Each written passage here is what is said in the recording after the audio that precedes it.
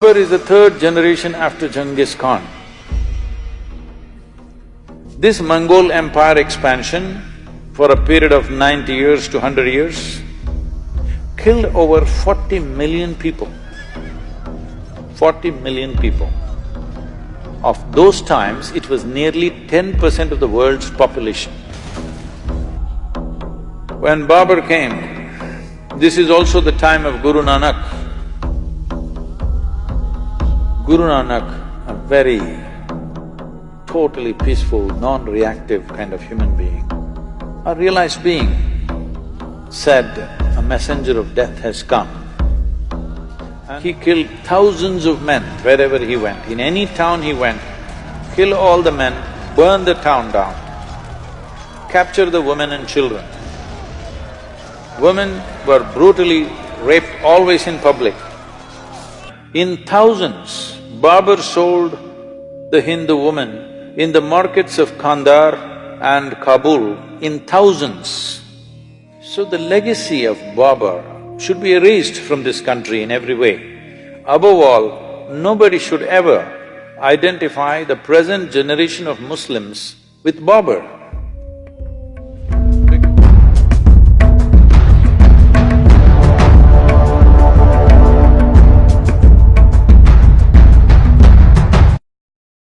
To give you some sense of what we are… two different dimensions of what it is and why we must be careful about what stand we take is… Ram is over 6,000 years ago. What he did not do, lot of dissection happens in South India about him. North India doesn't dissect him, they just worship him. Southern India dissects him a little bit. But an icon of 6,000 years old who has inspired people towards righteousness, towards truthfulness, towards being compassionate to each other, for generations, thousands of generations. You should not disturb that icon. Doesn't matter historically what is right, what is wrong, because nobody really knows for sure. It's only this general story everybody knows, where he went, what happened, what are the events of his life. What he did, why he did, you cannot dissect that, you're not his psychiatrist. Somebody, I was in some Youth and Truth event, they're saying he was insecure. I said, you're not his psychiatrist or something. 6,000 years ago, whether man was secure or insecure, how do you know? This is rubbish. But he's an icon who has inspired millions and millions of people across generations. You should not disturb that because humanity needs those icons. You can take up Ram, you can take up Krishna, you can take up Jesus, you can take up Buddha and find faults with them and today tinker with them. See, he did this was not okay, that was not okay, he was racist, he was this, he was that. This is rubbish. This is all relevant to people who are here now. 6,000 years ago, you want to judge him now? No, he is serving humanity as an icon. That icon should not be disturbed. What is he an icon for? He's an icon of stability, not impetus action. When action is needed, he is very decisive, but never reacts to anything, he is conscious action. Even if it's war, he will do war. Surrender, he will do surrender. Give up his kingdom, he will do give up his kingdom. But everything consciously in a balanced way. This is what we are worshipping him for, because he has a freedom of going through the drama of life, extreme drama in his life. But he goes through the drama effortlessly. He goes through the drama without reacting. He goes through the drama without any sense of angst or anger against anybody. When he kills Ravana, who stole his wife and causing havoc, he comes and repents for his death, that I had to do this. This is a kind of man, you don't disturb him. Well, at least that's a story, don't disturb the story. Geographically, was he born in Ayodhya? Yes. Was he born in this point? Come on, do you know in which point you were born? Hello? Forget about a man 6,000 years ago, you're still living. Do you know exactly at which spot your mother delivered you? I'm asking, does anybody know? No, so it's a ridiculous argument. Now Babar. Babar is the third generation after Genghis Khan. This Mongol empire, Mongols, slowly the word Mongol became Mughal in India, it's Mongol. This Mongol empire expansion for a period of 90 years to 100 years killed over 40 million people. 40 million people. Of those times, it was nearly 10% of the world's population. You understand? 10% of the world's population, they killed not with a nuclear bomb, with swords, very energetic people. I'm saying, it takes a lot of activity to kill 10% of the world's population, isn't it? Just with swords and spears. So wherever Genghis Khan went, he made a rule. All the males, wherever he conquered, all the males who were above the height of a cartwheel. Those days the height of a cartwheel, which went with the armies, was always about 38 to 39 inches, about that much. Anybody who is above that height was killed. And then it is a practice of the Mongols to pile up all the severed heads into a big mountain. So the women were taken as slaves to service the soldiers, or they were sold in various markets across Middle East, Europe, everywhere they were sold. So they spread like this. After Genghis Khan came Taimur-Lang. Taimur-Lang bore Babar. Taimur-Lang came right up till Delhi, his empire. Then Babar came. Taimur-Lang is supposed to have killed 17 million people. In the cruelest possible way. What happened to the men is compassion. What happened to the women is another matter.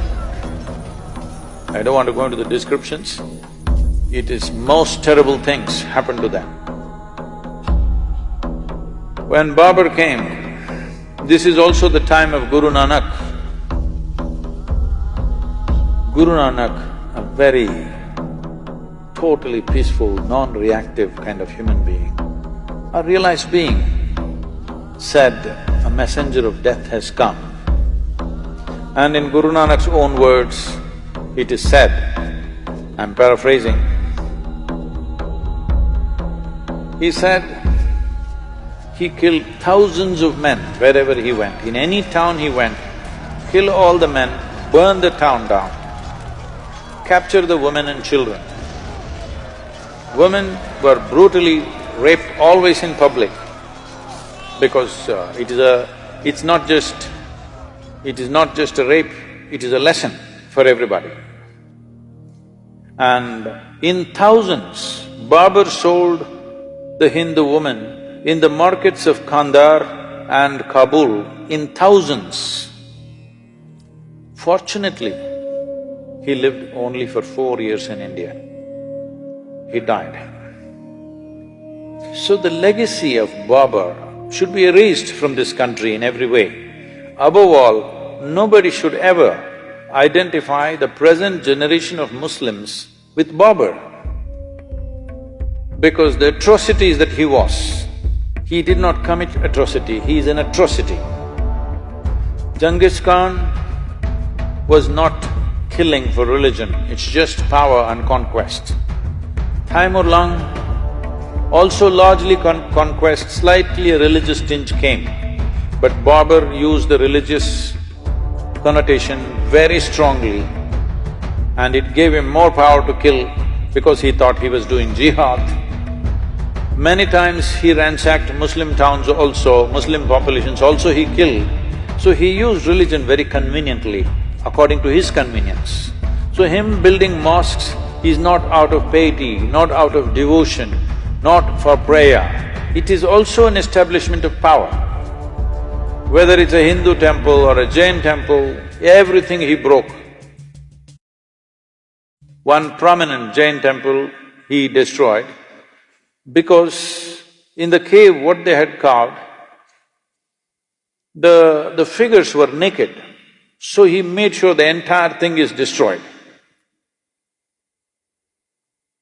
So this man and his legacy should be forgotten. Nobody should identify themselves with that because that is not going to lead to a good future.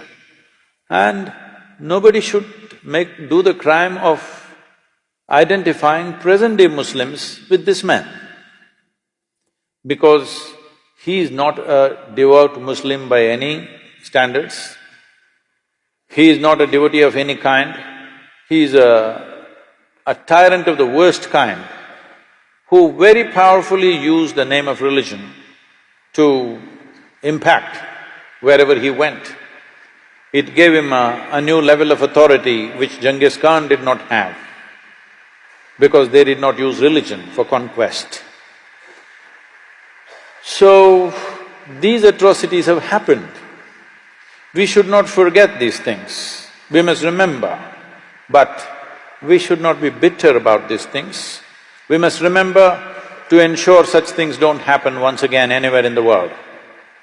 But if we create bitterness out of history, then knowingly or unknowingly, we are prone to commit similar atrocities once again.